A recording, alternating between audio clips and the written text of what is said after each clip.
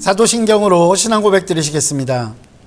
전능하사 천지를 만드신 하나님 아버지를 내가 믿사오며 그 외아들 우리 주 예수 그리스도를 믿사오니 이는 성령으로 잉태하사 동정녀 마리아에게 나시고 본디오 빌라도에게 고난을 받으사 십자가에 못 박혀 죽으시고 장사한 지 사흘 만에 죽은 자 가운데서 다시 살아나시며 하늘에 오르사 전능하신 하나님 우편에 앉아 계시다가 저리로서 산자와 죽은 자를 심판하러 오시리라.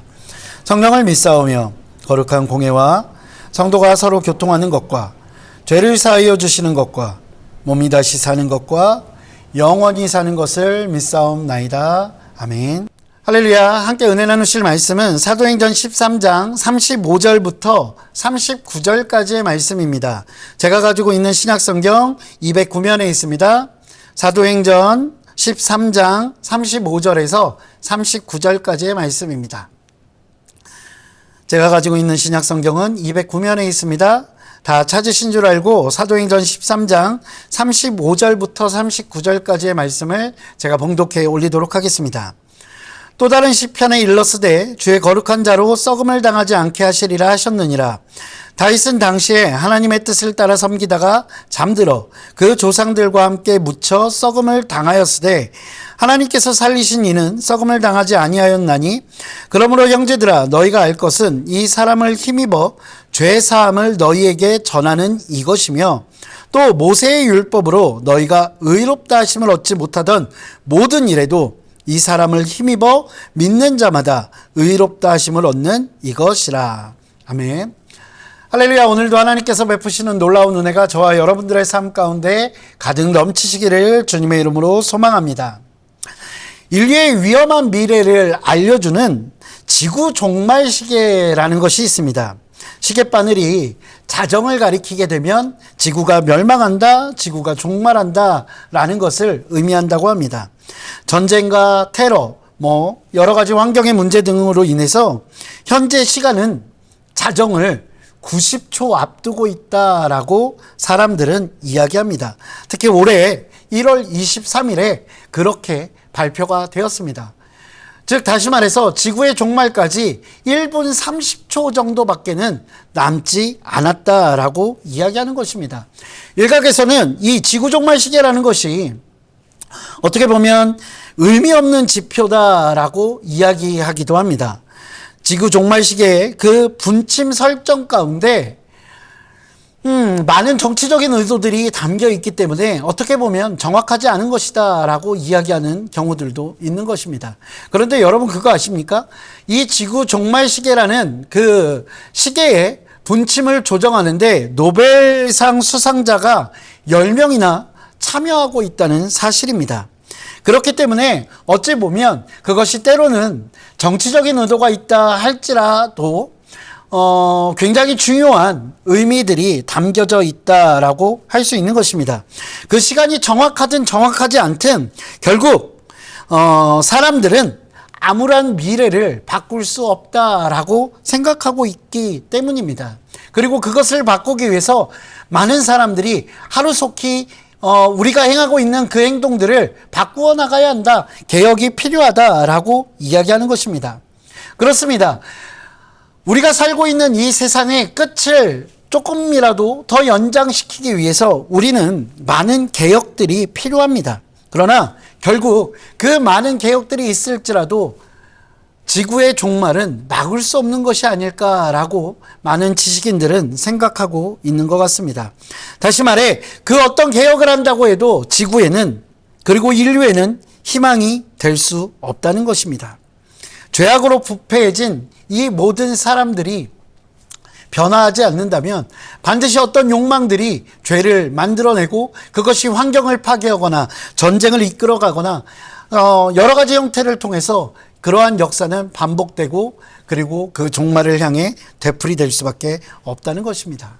그렇기에 오직 예수 그리스도만이 오늘 제목처럼 역사의 소망이 될 수 있는 것입니다. 오늘 본문에서 사도 바울은요, 예수님만이 역사의 소망이 된다라고 선포합니다. 바울이 그의 설교에서 역사를 개관하면서 많은 것들을 말하고 있지만 그 말씀의 핵심, 그것은 지난 시간에 말씀드렸던 것처럼 예수 그리스도이시라는 것입니다. 본문 13장 16절부터 25절까지는 하나님의 뜻을 따라 약속의 계보를 이어왔던 그 예수 그리스도의 정당성에 대해서 이야기합니다.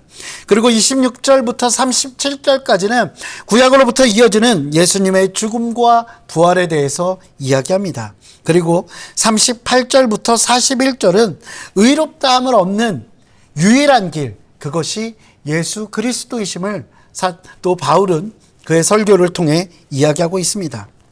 왜 예수 그리스도만이 모든 역사의 소망이 될 수 있는 것일까요? 그 어떤 것들이 아니라 오직 예수 그리스도만이 소망이 될 수 있는 것.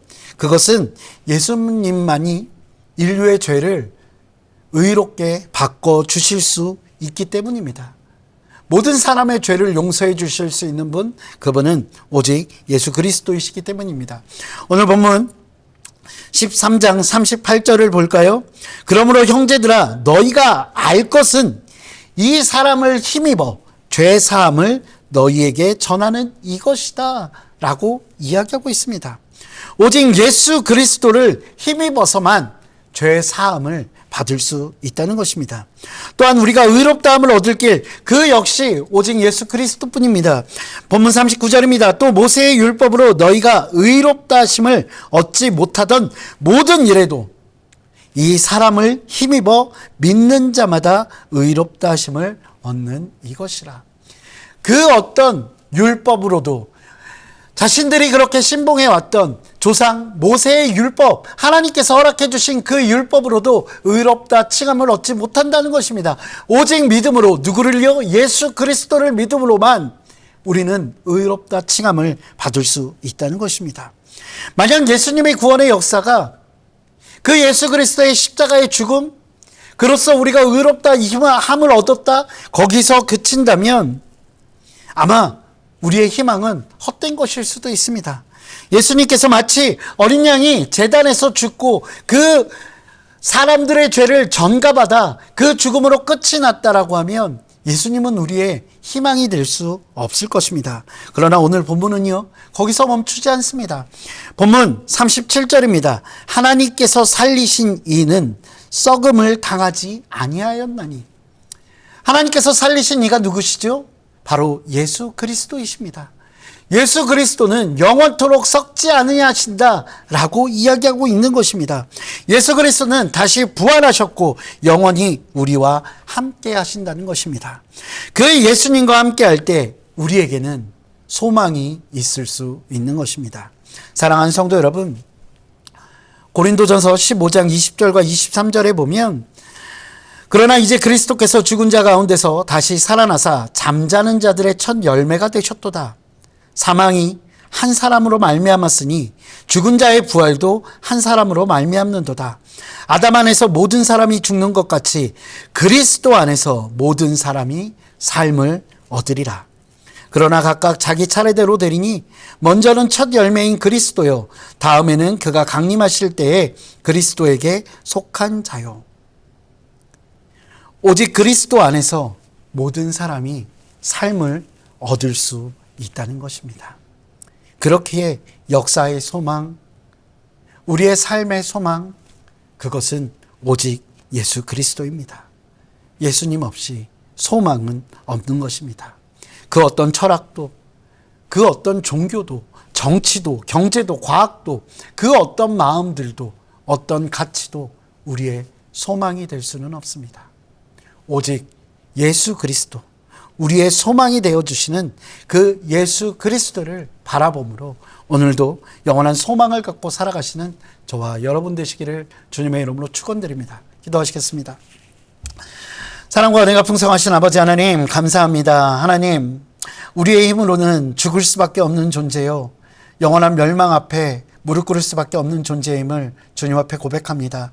그러나 우리에게 소망이 있음은 예수 그리스도께서 이 땅에 오셔 십자가에 달리시고 다시 부활하심으로 죽음의 권세를 이기셨고 또한 우리를 하나님의 자녀 삼아 주셨기 때문임을 고백합니다. 하나님, 우리가 그 소망을 놓치지 않는 자 되게 하여 주시고 늘 예수 그리스도를 바라보고 예수 그리스도를 믿음으로 날마다 그 소망찬 삶을 살아가는 귀한 하나님의 백성, 하나님의 자녀 될 수 있도록 주께서 인도하여 주시옵소서. 저는 감사합니다. 이 모든 말씀 우리 주 예수 그리스도 이름으로 기도합니다. 아멘. 하늘에 계신 우리 아버지여, 이름이 거룩히 여김을 받으시오며 나라가 임하시오며 뜻이 하늘에서 이루어진 것 같이 땅에서도 이루어지이다. 오늘 우리에게 일용할 양식을 주시옵고 우리가 우리에게 죄 지은 자를 사하여 준 것 같이 우리 죄를 사하여 주시옵고 우리를 시험에 들게 하지 마시옵고 다만 악에서 구하시옵소서. 나라와 권세와 영광이 아버지께 영원히 있사옵나이다. 아멘.